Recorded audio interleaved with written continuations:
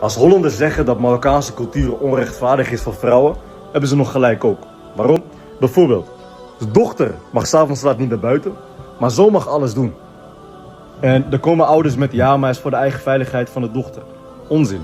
De echte reden van die ouders is, zij willen niet dat hun dochter de reputatie van de familie beschadigt. Hoe weet ik dat? Omdat, nogmaals, waarom mag die zoon wel tot 's avonds laat buiten? Ja, maar hij is een jongen, dat is anders. Maar je hebt het net toch gehad over veiligheid. Denk je dan niet aan de veiligheid van het brein van jouw zoon? Wat voor mensen gaat hij vrijdag, zaterdagavond, 's avonds laat tegenkomen op straat? Zijn dat mensen die hem dichter bij een succesvol leven brengen? Mensen die hem meenemen naar fajrgebed in de moskee? Of zijn het mensen die hem de andere kant op sturen? En dan vraag je je af waarom zoveel jongens verkeerde pad opgaan.